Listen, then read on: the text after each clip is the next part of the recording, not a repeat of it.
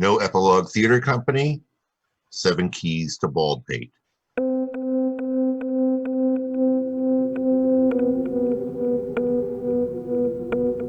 Hear that wind? Hear it howling? Hear it shrieking?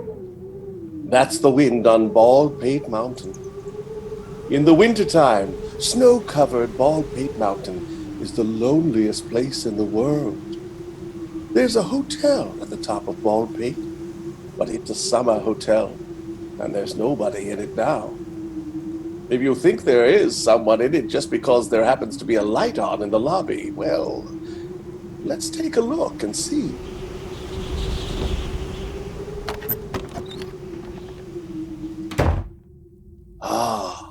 It's warmer in the lobby of Baldpate Inn, isn't it? And it's deserted, just as I told you it would be. But no, who's that man behind the desk? What's he doing here? Do you suppose he's here just to get warm? Yep, he's here just to get warm. But wait, there's a woman here, too. Maybe we should listen in. 11 o'clock. Yeah, that train's been in over 20 minutes already. Elijah, maybe we should have gone to the depot to meet him. No, Mother, we shouldn't have done nothing of the kind. The telegram just said to come here and to open up the place and have it ready for him. What do you suppose anybody wants to be doing in a summer hotel on the top of a mountain in the dead of winter? Mother, you know I can't figure out nothing. Well, I don't know what kind of people Mr. Bentley has as friends in New York City, but they must be an odd lot. I'm going to go up to the room we fixed up and make sure that fire is okay. Mother! What's the matter? Hush! Don't talk so loud. What's the matter? It's him. He's here. Who? The telegram. The man. Where? At the door. Well, why don't you let him in? Do you think I should? Isn't that why we traipsed up here in the middle of the night? Open the door! I'm coming. Oh, it's cold. You must be Mr. Magee. Yes, and I suppose you're Mr. and Mrs. Quimby, the caretakers here. That we be. You expected me, of course. Yes, we got Mr. Bentley's telegram. It only come about an hour ago, so we didn't have much time to prepare this place for you. Well, I didn't decide to come here until 4 o'clock this afternoon. We've been wondering why anybody would come here in the middle of winter. I suppose you have been. Yeah, but when the owner telegraphs us to fix this place up for a guest, we just do it. But we wonder, too. You're not asking me to explain my business to you, are you? No, of course not. What is your business, Mr. Magee? Do either of you read the sort of novels that are sold by the pound across the gum and candy counters? I never chew gum. Well, I write those novels. Well, it takes all kinds. Wild, thrilling tales for the tired businessman's tired wife. Shots in the night, chases after fortunes, Cupid busy with his arrows all over the place. It's good fun and I like to do it, and there's money in it. Ooh, they pay you, huh? Well, yes and no. The publishers pay me money, but the critics don't pay me compliments. They say I'm a cheap melodramatic hack.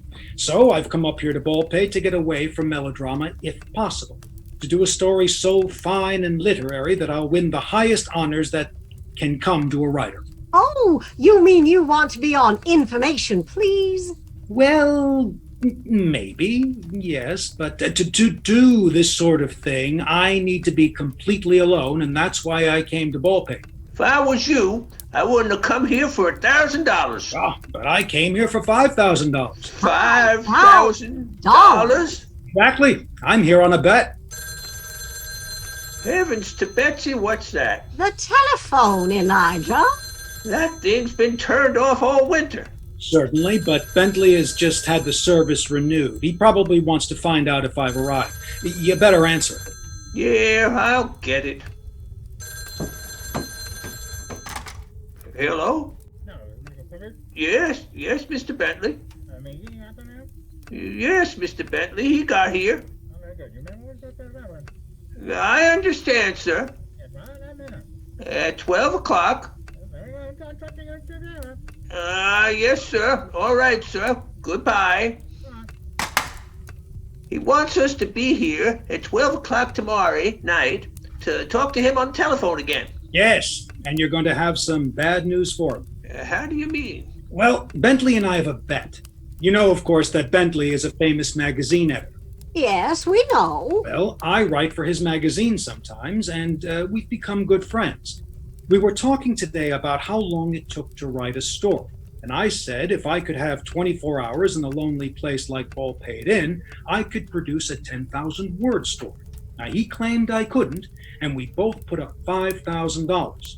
And when he calls tomorrow at midnight, you're going to tell him that I don't have to pay him. I am? Well, you're going to tell him that I handed you a 10,000-word story. It's the same thing.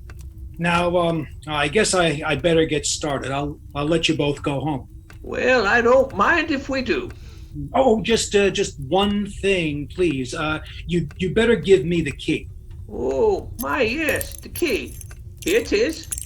You know, this key is the only key to Baldpate in existence. Yes. Mr. Bentley told me, and you're sure it's the only key to the inn? I can swear to it. Good. And if I was you, I'd lock myself in, and nothing can bother you except, ghost. Oh, you have ghosts here? We have a ghost. I see. But we guess we know who the ghost is. Oh? A fella lives up here in the mountains, name of Peters. Ah. He's a hermit, one of them fellas that's been disappointed in love. Yes, love is disappointing, isn't it? Sure is. His wife ran off with a traveling salesman. We figure Peters is the fellow who's been frightening people down in the valley by waving a lantern all over the mountainside with a white sheet wrapped around him. We'd best be getting along. All right, I'll show you out. There's just one more thing. Yeah? Now, nobody knows I'm here. Not a soul. Well, don't tell anybody. It's important that I have absolute solitude. Mr. Magee, it's now merely midnight. After we go out that, it won't open again for 24 hours. You can count on that.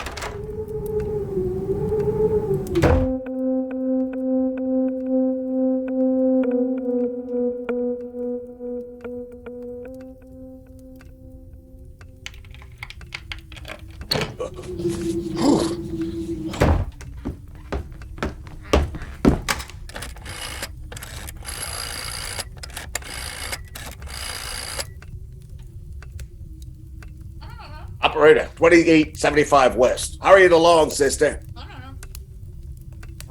Hello? Is that you, Mayor Cargan? This is Bland.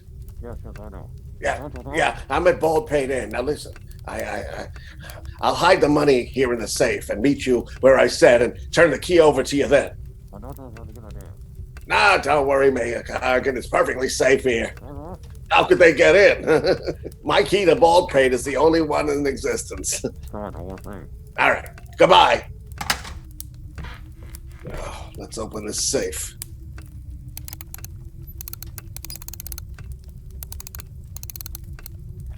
There. What did you put in that safe? Who are you? Who are you? What are you doing here? What are you doing here? Did you follow me up the mountain? Did you follow me up that mountain? Oh, say, let's break this. How'd you get in here? I got in here through that door. No, you didn't. There's only one key to that door, and I have it right here in my hand. Aha.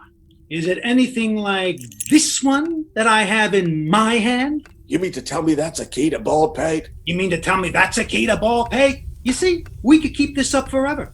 The fact is that my key to Baldpate is the only key to Baldpate in existence. Oh no, my key to Baldpate is the only key in existence. Well, I guess there are two only keys to Baldpate in existence. Now, when I heard what you told your friend over the phone, I was very... You heard what I said over the phone? Every word. You don't think that you're going to live to tell it, do you? You know, that's plagiarism. What? I've used that line in every story I ever wrote. Put up your hands. Ah, no. Not a pearl-handled revolver. What a cliche. You've got a lot of nerve to talk like that with a gun in front of your face. Now, that doesn't disturb me in the least. While I have never experienced this sort of thing in real life before, I've written so much of this melodramatic stuff and collected so many splendid royalties from it all that, well, it amuses me to discover that my so-called literary trash is the real thing after all. Now, you may not believe it, but truthfully, old chap, I've written you over and over again. Now, see here, mister. I killed a man once for... Wait a minute. You're not going to say, I killed a man once for laughing at me, are you? Well, yes. Yes, I was, actually, yeah. You know, you must be one of my most devoted readers. If you don't tell me who you are and what you're doing here, I'll kill you dead as a doornail. Come on! I mean business. Who are you? My name is Magee. And what are you? A writer of popular novels. What are you doing here? Trying to complete a novel in 24 hours. It'll have to be a better story than that. Well, if you don't believe me, then go upstairs and look into the first room on your right. Why should I? Because you'll find a typewriter there, several pages of manuscript, and a letter from the owner of this inn. A letter from the owner? Yes. And you're not in with the police? Not at all. March up those stairs ahead of me. I'm going to see if you're telling the truth. Very well, then.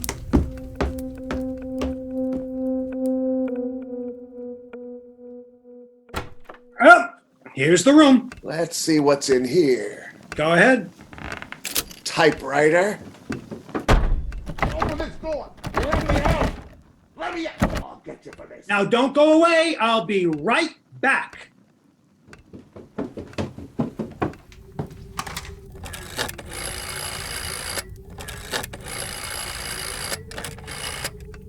Operator? Yes, operator. I want to talk to the Bellingham Police Headquarters. Yes, that's what I said. Police Headquarters.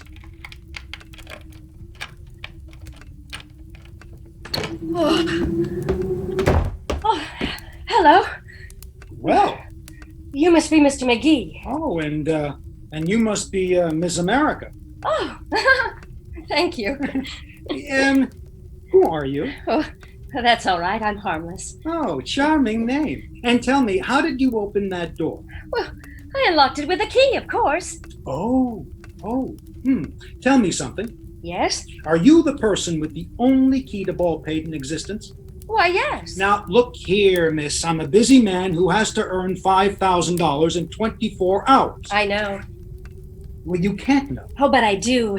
Your name is Magee. You write melodramatic novels. This afternoon, you were in New York. You arrived here just before midnight tonight, and you have to write a 10,000-word story by midnight tomorrow night. And what color are my socks? Tain't funny, Magee. Well, you can always leave, you know. I know. I have no right to intrude, Mr. Magee. Then why do you? That's a very good question. Well? Mr. Magee, I want to ask you to allow me to bring in my companion. Your companion? Yes, Mrs. Rhodes. Grace Rhodes. Oh, please, let her come in, and I'll explain who I am and why we're here. Oh, but I have to write a story. Really, Mr. Magee, you're not going to let my companion freeze to death, are you? All right, have her come in then. Thanks. Come on in, Mrs. Rhodes. What? What's the matter? Lock the door. Lock the door. What's the matter, Grace? What frightened you? A man. A man? A man? A man. He jumped out of a second-story window and started running down the mountain. Well, who could that have been? Oh, just a fellow I locked in that room up there. And do you know why? No, why? Because he got in the way of my work. If you'll just let me explain. Oh, wait a minute, my manuscript. Maybe he took my manuscript. What's the matter with him? I don't know. Oh, the telephone. I don't suppose we should answer it. Well, I think I'll answer it anyway. Hello? Why, I don't know. Well, hold the wire, please. I'll see. What is it, Mary? Oh, it's all right. He left the manuscript, and he left something else, too. What? This gun. Oh! No, it's all right. Don't be alarmed. I'm not going to shoot. At least not you. And at least not yet. Oh, Mr. Magee, did you wish to speak to police headquarters? Police headquarters? Well, the chief's on the phone, and he wants to know if you called him. Well, the man got away. Just say that he made a mistake. Hello? What's going on up there? No such call was put in from here. Must be some mistake. Don't bother me again. Oh, that's all right. But you did call police headquarters. I did. Why? Well, I'll tell you why, baby Snooks. So they could arrest a crook and leave me in peace and quiet so that I could write my story and deliver it on time and collect my $5,000. Now, you answer a few questions for me. Certainly. Remember your promise, Mary? Who gave you your key to Baldpate? I can't tell you his name. Well, tell me your name then. Mary Norton. I do special stories for the Milford Star. Ah, a newspaper reporter. That's it. And this lady is Mrs. Rhodes, with whom I live in Milford, and who is the only other person who knows I'm here to do this story. What story? The story of the bet you made. Who told you about the bet? Remember your promise, Mary? I can only tell you that my special correspondent in New York telephoned me about your bet 5 minutes after you made it. And what's the name of this spy? Remember your promise, Mary? You know, I wish you hadn't brought Mrs. Rhodes with you. Well, in that case, I wouldn't have been able to stay here all night until your story is finished. I still wish you hadn't brought Mrs. Rhodes with you. Remember your promise, Mary? Mary, you are a very promising young woman, and, well, I think I will let you stay after all. And me too? Yes, you too, Mrs. Rhodes. Since my little experience with the window-jumping, gun-flourishing gentleman, I rather like the idea of a companion or two. Why did he jump from the window? You might as well ask me why he placed a package of money in the safe, or why he telephoned that fact to a Mayor Cargan. Mayor Cargan? What's the matter, Mrs. Rhodes? Mrs. Rhodes is going to marry Mayor Cargan next Sunday morning. Oh, indeed. Well, congratulations, Mrs. Rhodes. Mr. Magee, I want you to know a more honest man than Jim Cargan never lived. Oh, I don't doubt it. I didn't mean to offend you, and no doubt the money was left here because Because Mayor Cargan doesn't trust banks. Yes, certainly, because Mayor Cargan doesn't trust banks. Yes. Yes, now look, ladies, you say if you want, but I've lost half an hour already, and I've got to get to work. Make yourselves comfortable, and good night. Good night. Good night. Good night, Miss Norton. Good night. I hope you will be very comfortable, Miss Norton. I'm sure I will be. What about me? Yes, of course. You too, Mrs. Rhodes. Now, you sure you'll be all right, Miss Norton? Of course. All right. Good night. Good night, Miss Norton. Good night. Mary, if I ever saw somebody fall fast, it is Mr. William Magee. Oh, you know how men are. I'm probably the first girl he's seen since he came to Baldpate. Oh, he's good looking, isn't he? Yes, he is. Awful quiet, isn't it? Yes. Creepy, sort of. Grotesque. Funny the effect of those shadows. Yes. That's a strange shadow over there in that doorway. Where? Oh, yes. I wonder why that shadow's moving. Mary, it's all white like a ghost. Mary, I'm going to hide under the table. Oh, don't be silly. Oh, come out from there. Under the table. Oh, move over, Grace.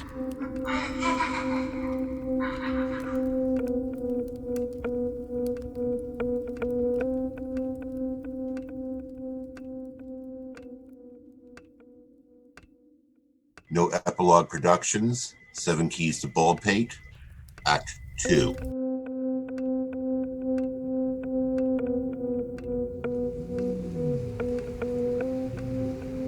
Outside of Baldpate Inn, the wind is howling. But inside, everything is quiet. The lobby is completely deserted, except under the writing table, where there are 2 women. On the stairs leading up to the upstairs portion of the hotel, there's nobody. I suppose you'd call a ghost nobody. The ghost sheet is tattletale gray. The ghost is headed upward. In the first room to the right on the 2nd floor, that's the room that the ghost is headed for. There is a man at work.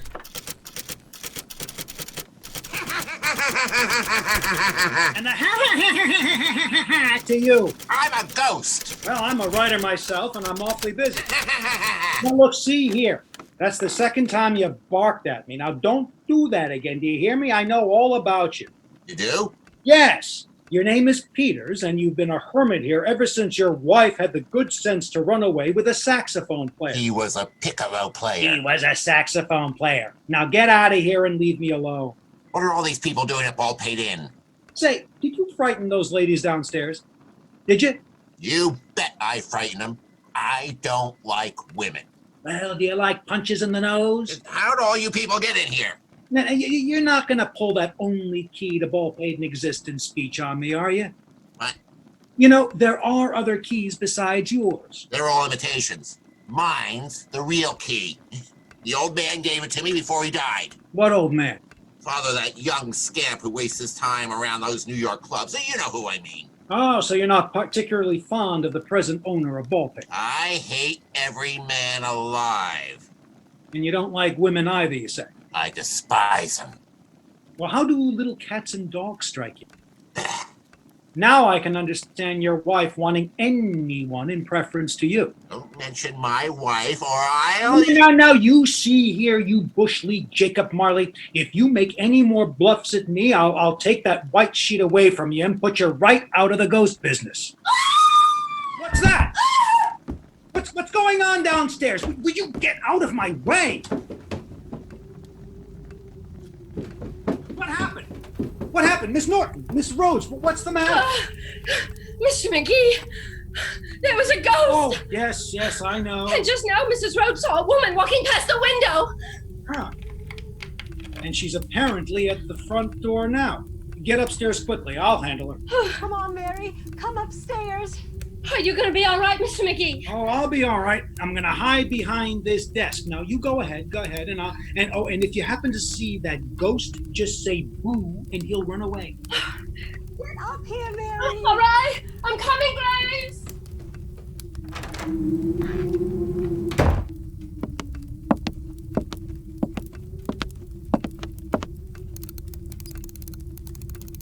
Pardon me. Are you going to rob that safe? Oh, who are you? I'm the desk clerk. Would you like to register? We're pretty crowded, you know. Oh, that's very funny. Do you represent the railroad people?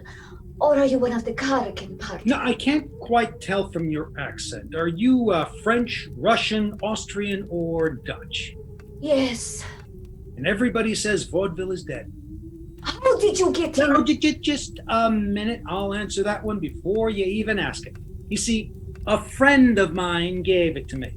Now, of course, you thought you had the only one in existence, and you have a right to think so. After all, if everyone else thinks so, why can't you? Now listen, Mr. You listen here. I am a peaceful man trying to do a difficult job and win a bet, and I'll give you about 10 seconds to get out of here. Oh, please, no. Listen to me, please. My husband is the president of the Suburban Railroad Company. He has bribed the mayor of New Falls for a certain city franchise, but I happen to know that they are going to cheat him out of this money. He is going to take the money and cheat him out of the franchise. Oh, you've got to help me. What do you want me to do? In that safe, there is a package containing $200,000. $200,000? Yes, it must be there. A man named Bland was to bring it here tonight. He came. Mayor Cargan is coming later to get it. I'm not surprised. Trust the politician to go where the crowd is. You'll help me, won't you? Well, I think it's about time someone helped me. Look, you see this gun? Don't shoot! Now, turn around. I'm going to distribute you and all the other guests among the rooms of Baldpate Inn. And you're going to stay in your rooms and shut up and let me do my work. You hear me? But the money... No one will take that money away from here tonight. Now go on. March up those stairs. Don't shoot. I go. Believe me, when I finish this story, I'm going to quit writing and go into something lucrative, like making keys to Baldpate.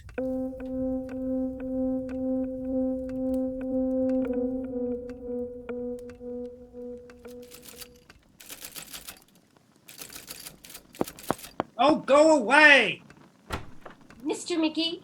Oh, it's you, Miss Norton. Oh, that's different. Well, come right in. Thank you. Say that again. What? Thank you? Well, that or anything else. I just like to hear your voice. That's funny. I always have the darndest trouble with it. I can't sing bass at all. Are you married? No. A nice girl like you ought to get married. You got a man picked out for me? Let's start that over again. A little slower. All right. Can you use a typewriter? Yes. Can you cook? You know, I like you. I like you enormously. Look, Mary, when I'm through with this story, I'm going to go down to Milford and take you to all of your local favorite nightclubs. If I'll go. Yes, if you'll go. And if you don't, I'll pitch a tent on your front lawn until you do. But right now, I have work to do, and I just can't work with anyone as you are in the room. But I have to talk to you, Mr. Magee. Who did that woman claim to be? Why do you ask? Because I overheard her. Well, then you know. I know she lied. Oh, did she? She claimed to be the wife of Thomas Hayden, the president of the Suburban Railway. Why, no, Mrs. Hayden. She's a woman in her 50s. Oh. Well, you can see for yourself that the woman who came in here is young. Oh, yes, I noticed that. Yes, I noticed you noticed. Oh, but she wasn't as pretty as you, though. Oh, you think I'm pretty? Well, don't you? Yes. You know, I wish I had one of my books here with me. Why? Well, there are certain speeches in those books. The boy says them to the girl, and now that I want to remember them, I can't. Oh, I know the sort of thing you mean. The hero says, "Darling, from the moment you walked in here tonight, I knew you were the one woman on earth for me." Yes, that's right. Well, that's the speech. One look at you and the whole world dropped away. You got it down pat. There was just you and I, and just a man and a woman breathless, with the knowledge that this was it, that nothing else mattered now that love had come at last. Darling, will you be my bride? Well, you'll have to speak to my father first. Is that the kind of stuff you write? Yes, but don't hold that against me. It's pretty hard not to. Well, I'll think of other better speeches, and I'll make them, but right now I can't. Do you realize what time it is? Oh, I haven't even written half my story yet. I'll go, but I have a favor to ask of you. What is it? Get me that package of money out of the safe. Why? Well, you heard what the woman told you about the money. She may be right or she may be wrong, but it's dead certain that Mayor Cargan is being bribed. Well, he certainly is. Well, I know you're honest. I know that you would want to stop bribery or expose it. Of course. Well, get me that package of money and I'll take it to Milford, turn it over to the police, and write an expose for tomorrow's edition of the Star. I see. You know, no. Well, what were you going to say? Well, I was going to say that I really have no way of knowing that you really are a newspaper reporter, but, well, I trust you. You make me ashamed of myself. Why? Well, let's just say that I don't always tell the truth. Well, who does? I mean, oh, Mr. Magee, you like me, don't you? Woohoo! But you don't know anything about me. I'll take a chance. Then will you get the money out of the safe? Yes, but remember, I don't know the combination, and I haven't any dynamite. Would you happen to have any dynamite? Not handy. Well, then we'll have to wait until Mayor Cargan comes. Now, I'll let him in and open the safe, and then I'll take the money away from him. Thank you. If you'll do that, I'll You'll what? I hope. I'll speak to your father.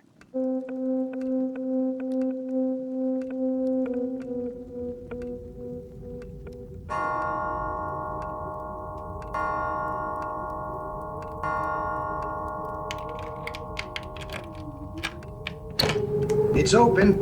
Okay, come in, Mayor Cargan. Where's the safe, Max? Right here. Fine. And the combination? Right, once to 6. Right, once to 6. Left to 11. Left to 11. Right to 8. Right to 8. And then left till it opens. There. And here's the package. It's there? 200,000 beautiful bucks. But I thought... You thought what, Max? Oh, nothing. No, you were going to say something. Yeah, Max. yeah, I was going to ask you if it's all there. Max, you seem surprised that I found anything there. What do you mean, surprised? I mean, I think you plan to double-cross me. Me? Mayor Cargan? Me? Yes, you and Myra Thornhill. You've had secret meetings with her over the last 48 hours. I had you watched. I was going to kill you, Max, if this money had been gone. But that's just what I'm going to do if you ever double-cross me.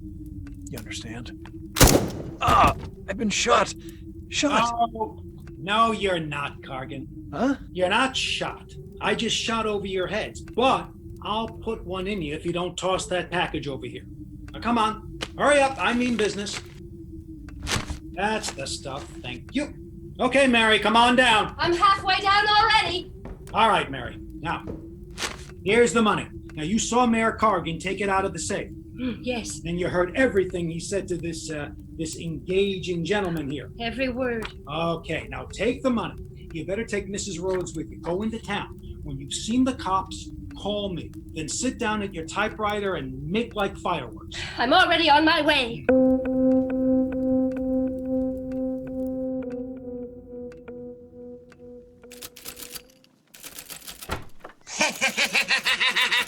Go away! Okay, look, Lamont Cranston, I've auditioned you before, and I've got a deadline in 4 hours, so just go away. There's somebody downstairs. There's nobody downstairs. I've locked everybody in 205, and if they can break down that oak door, they're good. A man just came in. Downstairs. People think we're selling face masks here? Well, let's see what this one wants. Good morning, sir. Welcome to the crossroads of the world. I suppose you're the owner of the only key to Baldpate. Who are you? I'm Mayor Cargan's butler. Mayor Cargan? Yes, he's here. Do you wish to see him? Yes, would you tell him that Mr. Hayden of the Milford-Bellingham Suburban Railway is calling for him? Oh, I see. Are you the president of that railroad, sir? I most certainly am. Well, your wife's here, sir. What? Yes, I've locked her in that room up there. Just a moment, sir. I'll tell the mayor that the president has arrived. Mayor, Max, this is Railroad. Come downstairs. I want you to meet a friend of yours. Well, Mr. Hayden, here are your friends. Hello, Hayden. Hello, Hayden. And what's the meaning of this, Cargan? I don't know. All I know is we're nailed. Mr. Hayden, meet your wife. I don't think you've ever had the pleasure. I am not his wife. She most certainly is not. Well, here's a novelty at last. Someone's knocking. Someone hasn't got a key. It's Bland. I have his key. I'll let him I in. do that, Hayden, but don't try to get out yourself. Remember, I have this gun. All right, all right. Hello, Mr. Hayden. Who are all these people? I don't know, Bland. Say, that's him. That's the man I telephoned you about, Mr. Hayden. He locked me in. Welcome back, Bland. Who's got the money? The money is on its way to Milford. Miss Norton is going to turn it over to the police. And now, you see this gun? That's my gun. Oh, I'll give it back to you when I don't need it anymore. But for now, you're all going to sit down. Go ahead, sit down.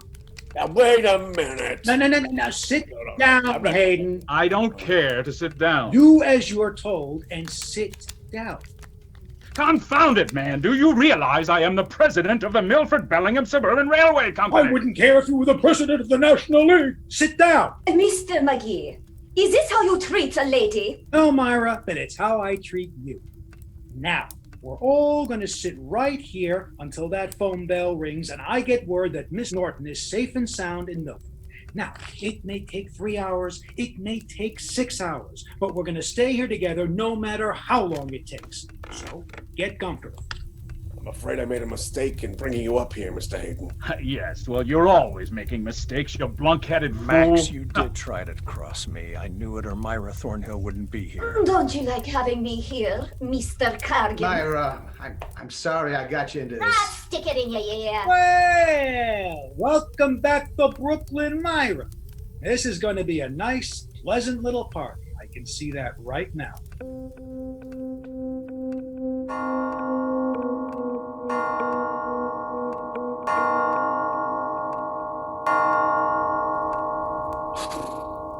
Well, it's 11 o'clock.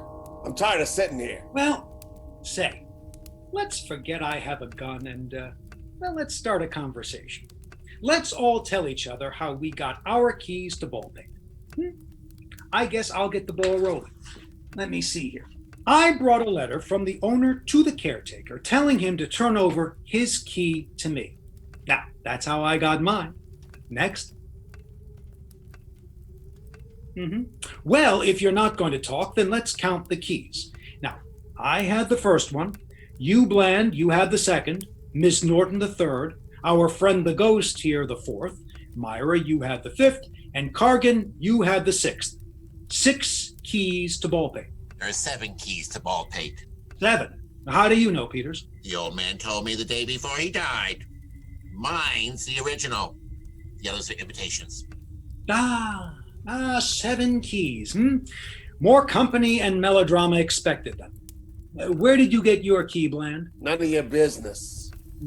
How about you, Mr. Cargan? None of of my your business. Yeah. Myra? Max gave the key to me. Myra, please. Where did you get the key to Baldpate, Max? I can't tell you, Mayor Cargan. Myra, I also guess he gave you the combination to the safe? That's right, Cargan. Myra? Ah, shut up. You were never anything but a crybaby. You've got me into a pretty mess. I'll tell you the whole scheme, Cargan. I was supposed to come here and get the money. And Max and I were going to meet tomorrow and divide it. Max, you... The word is rat, Mr. Cargan. That's what my characters always say. Max was going to tell Cargan that Bland never put the money there. Max, what? Max, you... Yeah, call him a rat, Bland. You're rat! Max, I'm gonna kill you for this. Mayor Cargan, where did you get a key to Baldpate? You told me you couldn't get in here unless I met you and unlocked the door. I can explain that. Cargan was to meet you here, right? Right, first thing in this morning. Well, he was going to take the money before that. And then when he came in here and found it gone, was he going to be surprised? In other words, you weren't only going to double-cross me, but also Hayden and everyone else connected with the bribe. No, Bland, she's lying. I am not.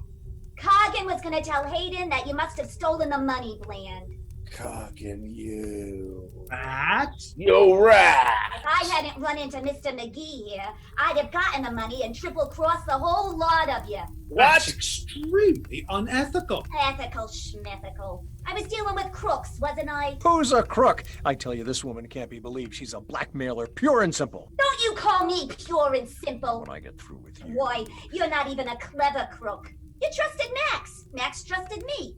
If I'd have gotten that money... Fine people you introduced me to, Bland. Fine people, you lunk-headed idiot. Well, Mr. Hayden, you wanted the deal to go through, didn't you? After this, you can do your own crooked work. If I ever get out of this, I'm going to tell the truth. And I don't care who I send away, so long as I get off. One of the best little squealers. You squealed, didn't you? Sure, run with you, cutie. I'm going to scream my head off all over the place. Cargan, is this true? You would have robbed me of the money? Of course he was. Shut up, Max, you double-crosser. You know, my suggestion was to start a conversation, not a roughhouse. Myra, answer the phone, please. My telephone hand is busy with this gun. Okay. Hello? This is Myra. Is it Mother Hayden? Yes, Baldpate Inn. Please, I need to speak with Mr. McGee. It's very, very Just a moment. Mr. McGee, Miss Norton wants to speak to you. Just take a message. Hello? Can I take a message? You lost some money? She lost the package of money! What are you 5 minutes ago! Oh, she lost the money. Give me that phone. No, give me that gun. Give it to me. Give me the phone. Hold on. I've got the gun! I've got the gun! Myra, did that girl really say she lost the money? Yes, Cargan. But she's lying. She's holding out. Oh, no. She wouldn't lie. Shut up, Magee. You're the prisoner now. Myra, listen. That girl is trying to get away with that money for herself. Tell her to come right back here. Okay. Hello? Mr. McGee says you are to return to Baldpate Inn right away. Oh, that's right. Goodbye. She says she's on her way. Now, Myra! Max! What are you gonna do? Just this! You're a good shot, Max. You got her all right. I didn't mean to. It was an accident. Cover her up. Here's my coat. Throw it over her. It's murder. It's murder. Yeah, I'll say it's murder. Now, Lou, you're gonna hang for this, but all the rest of you will suffer too, because the whole rotten story of the bride will come out when Max goes on trial. Who's going on trial? You are. Oh, no. You are.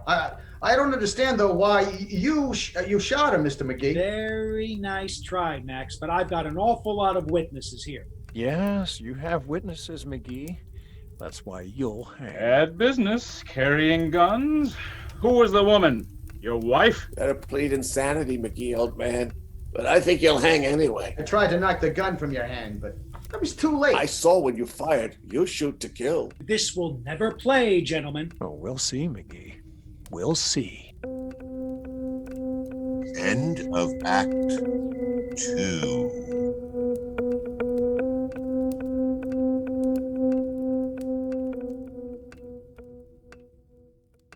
No Epilogue Productions, 7 Keys to Baldpate, Act 3.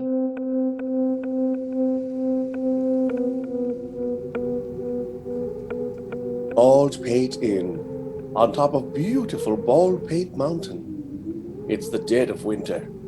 If you were a writer like William Magee in search of solitude, you couldn't find a quieter place. The rooms upstairs are quiet because they're all empty, except one. And that room is quiet because the person in it is Myra Thornhill, and Myra is very, very dead. She's been moved to that room by several men who are now downstairs in the lobby. These men are quiet because they're listening to Mr. Magee. Mr. Magee is not at all quiet. Gentlemen, you can't get away with it! Now, it's good melodrama, but it's old stuff. Now, you can't frame me. You forget that I have a witness. What witness? Peters. Peters? Where is Peters? He's disappeared. We'll take care of Peters. Who's there? Open this door in the name of the law. Police! Keep quiet. You better let them in, Cargan. Yes, I suppose I better. Oh, hello, Kennedy. Hello, Mr. Mayor. Mr. Mayor, what are you doing here? Well, come in, Kennedy. I can explain that to you. Mr. Kennedy, are you a policeman? I'm chief of the Bellingham Police Department, and just who are you? My name is Magee, and you've got to arrest these men immediately. Why? because they're crooks. Well, I happen to know them, and they're respectable citizens. But a murder has been committed. Oh, then you're probably the guy that committed it. That's right, Chief. Chief, listen to me. No, don't listen to him. He's just waiting for a chance to break a way out of here. Now listen here. Somebody telephoned police headquarters from here and then hung up. That's right, Chief. Oh, you know about it. I know all about And it. it's my duty to warn you that anything you say will be used against you. Now, wait a minute. I'll wait no minute. We called back here and some woman told us it was a mistake. Now, what's it all about? It was I who called police headquarters. It was a woman. It was when you called back, but I called you first. What for? You'll understand what for when I tell my story. Now, I charge these men with conspiracy and murder. Mayor Cargan, what's this all about? Don't pay any attention to him, Chief. He shot and killed a woman a few minutes ago, and he's accused every man here of the crime. Murder! Yeah, cold-blooded murder. Where's the woman he shot? I didn't shoot the woman. That man Max did. He's been raving like that for an hour, Chief. What is your reason for being here? I came here to write a story. Cargan, you're right. He's a lunatic for sure. Where's the body of this woman who was killed? Upstairs. Who can show it to me? I can. I will. Any of us. All right. Let's go upstairs then. Now, Magee, don't you try to escape. I got cops outside ready to blow your head off if you do. Come on, boys. Where's the body? Well, where's the room? In here, Chief. There's the body. Where's the body? Where's the body? She's Gone. Magee, Peters, where were you? I was in the secret passage. The secret passage. Yes, I carried the body of that woman through the secret passage to the cellar. What did you do that for? Well, I heard them accuse you of the crime. Peters, you've gummed everything up. I may make a real ghost out Here of they you. come. I'm going down to the cellar. What do you make of this, Cargan? Place must be haunted. She must have jumped out the window. Max, how could the murdered woman jump out the window? The windows are closed. I can't understand this at all. Now look, if this is a joke, I tell you, it's no joke, Chief. There has been a murder committed here. then where's the victim? In the cellar. In the cellar. Yes. Right. I'm on to you, young fella. You're trying to get me to go down there and trap me, eh? Well, you won't get Jiggs Kennedy down to that cellar. Sergeant, get in here. Yeah, Chief. Search the cellar of this place. Okay, Chief. Right away. And don't leave a thing unturned, understand? Understand. Now, if this thing is a practical joke, you'll all land in jail free. There's someone at the door.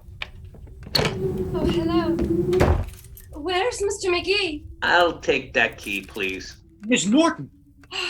Mr. Magee, why are the police here? Oh, they seem to be trying to undo justice. Say, who is this woman? She claims to be a newspaper She's reporter. a thief. She stole a package of money. Whose money? My money. No, my money. It's the bribe money, Chief. So where is this money? It's lost. Don't you believe it? She's trying to steal it herself. Mary, where did you lose it? Oh, I don't know. Somewhere between here and Bellingham. I looked everywhere for it. Where is Mrs. Rhodes? She said it was too cold to come back here. I left her at the hotel in Bellingham. How much money was it? $200,000. Come on, cut the comedy. How much was it? He's right, Chief. It was $200,000. Miss Norton, where did you get all that money? I gave it to her. And where did you get it? From Mayor Cargan. Where did you get that money, Mayor? He took the money from the safe. How did the money get in the safe? Bland put it in there. Bland, where did you get the money? From Mr. Hayden. Mr. Hayden, why did you give the money to Bland? He worked a lot of overtime. Come on, get in there. Don't push me. That's all we can find in the cellar, Chief. That's Peters. No dead bodies or packages of money? Nothing else, Chief. All right, get back outside again and question anybody who passes up or down that mountain. Okay, Chief. Miss, I want you to go to one of the rooms upstairs and wait up there till I sort this out. Okay. Now, about this money. I don't believe that girl lost the money. Who's the woman this girl left in Bellingham? Mrs. Rhodes, my fiancée. She's all right. How do we know that? Maybe they're working together. I bet Mrs. Rhodes has the money. Well, I'm going to find out.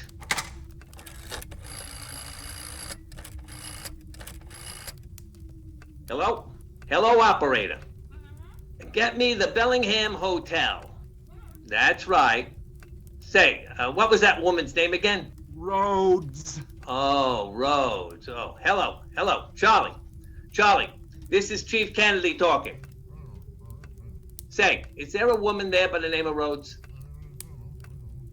Oh, she left, huh? How long ago? I see. What's that?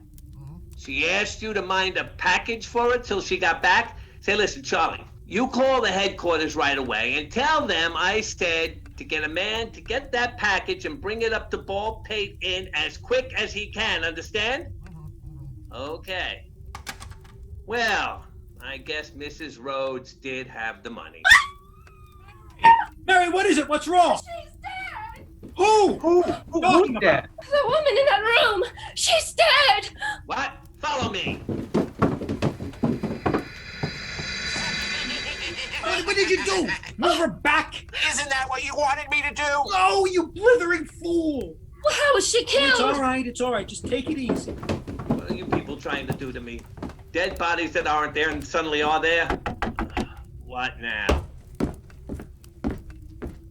What is it? A woman, Chief. We found her trying to sneak around the back.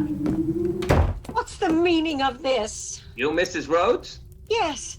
Oh, Mary, is there any trace of the money? You stole the money from me, didn't you? Mary, Well, Mrs.? Yes, I did steal the money. I'll never trust another woman as long as I live. I did it for you, Jim Cargan.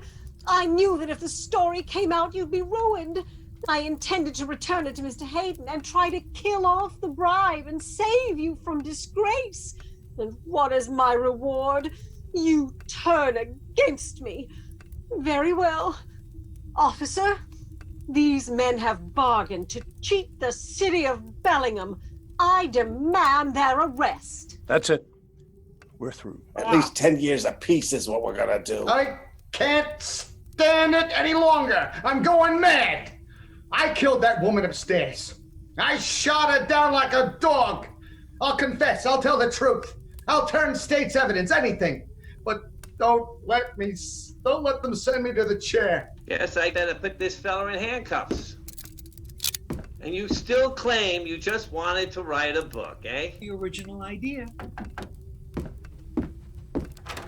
Jenkins just brought this package for you, Chief. Thanks. Before I open this, I just want to say that if this turns out to be a bunch of cigar coupons, I'm gonna smash somebody for sure. Great Scott, it's the real thing. How much did you say was here? $200,000. Now you hold on to that, Chief. It's the only real evidence of bribery we've got. You needn't tell me my business.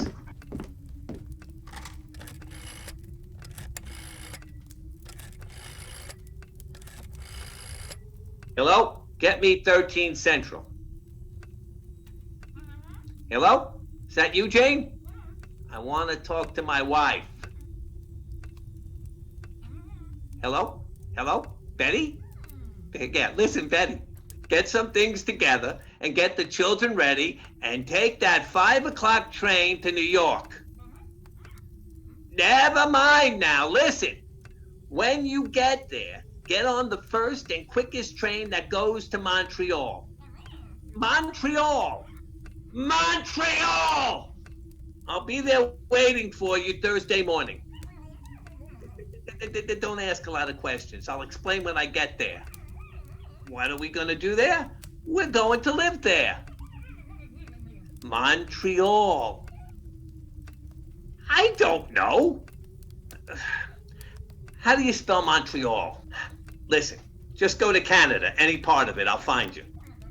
Never mind the furniture. We're gonna live in a palace. And that's all. You do as I tell you. Now, what do you think you're going to do? You heard me. I'm going to Canada.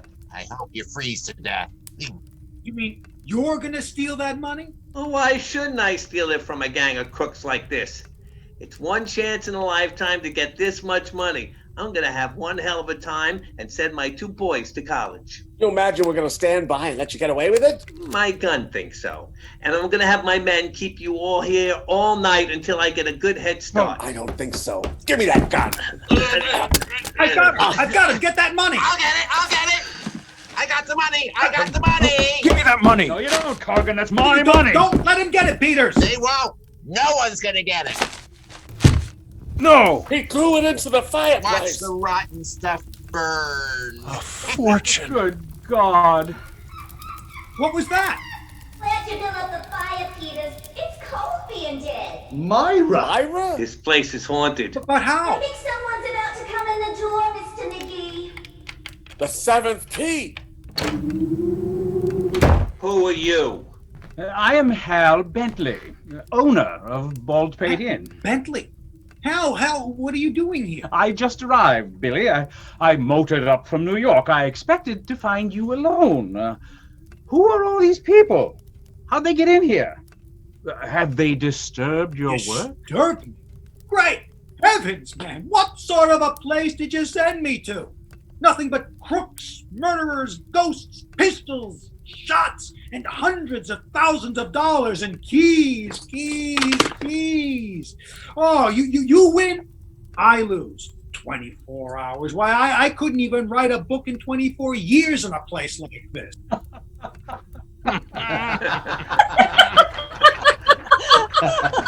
Hey, what's so funny? I will not hold you to that wager, Billy. I just wanted you to know that it wasn't real. What isn't real?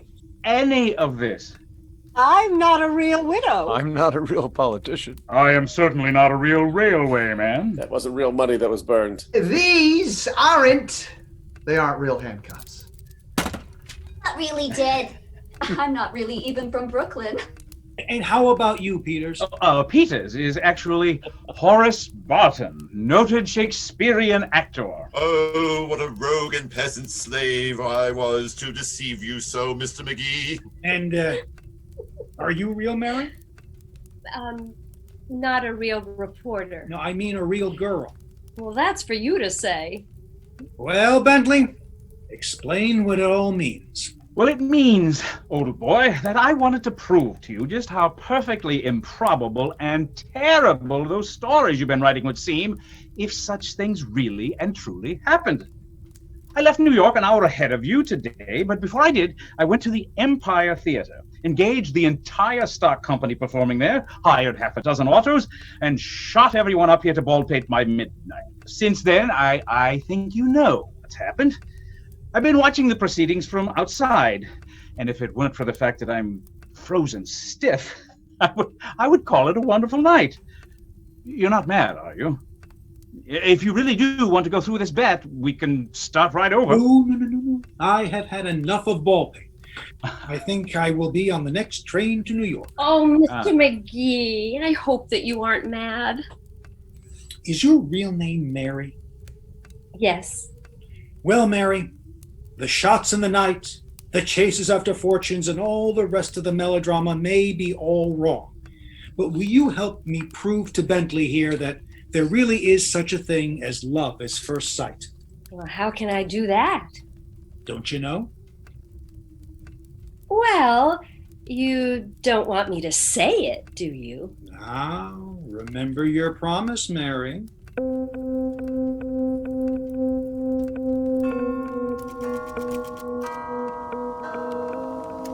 Took her in his arms and whispered, "Now, remember your promise, Mary." The end. Mr. McGee? Ah, Mr. Quimby.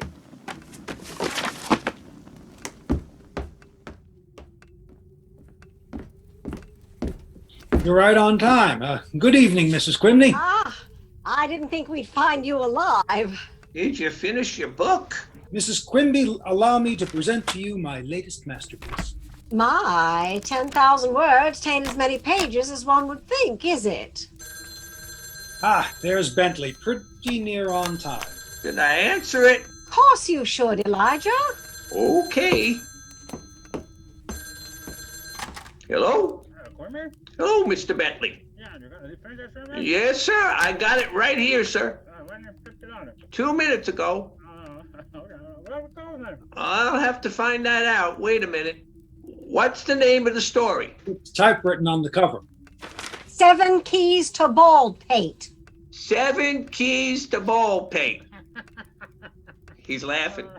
He says there's only 1 key to Baldpate in existence. What's that, sir? Not yet. We'll keep an eye out. Yes, sir. Yes, sir. I'll tell him. Thank you very good job. Good night, Mr. Bentley. He says he'll see you at the 44th Street Club at 2:30 tomorrow. What did he want us to keep an eye out for? Not what, who. Mr. Bentley says that he sent his secretary up here in an automobile to pick up both Mr. Magee and the manuscript, take them back to the city. Ah, good. I wasn't looking forward to that train ride. Well, so what's your story about, Mr. Magee? About Baldpate Inn? It's a total piece of fiction, Mrs. Quimby, but I used Baldpate as my inspiration. Now, I did use your mysterious hermit as a character.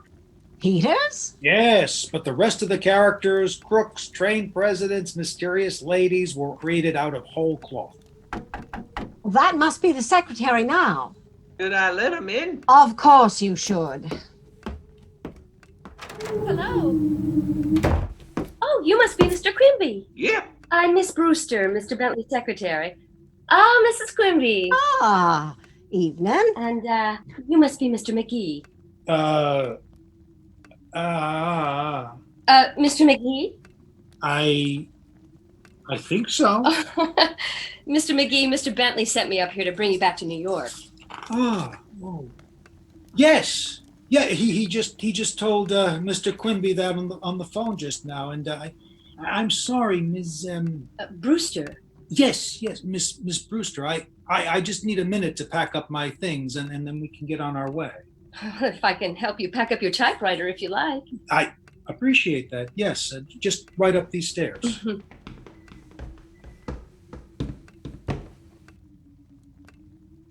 Something wrong, Mr. Magee?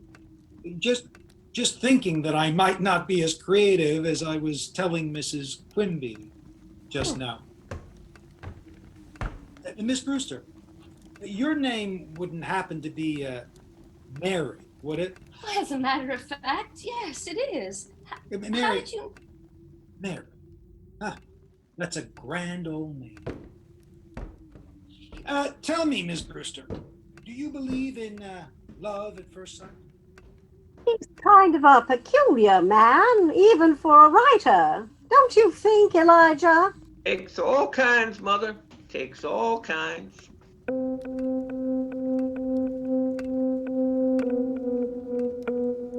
George M. Cohan, 7 Keys to Baldpate. In the cast, you heard Bob Rutan, Tom Cahill, Greg Oliver Bodine, Craig Wichman, Mike Timoney, Michael Kostroff, Mary Murphy, and Annalisa Loeffler, with Karla Hendrick as Mary Norton and Franconeri as William Magee.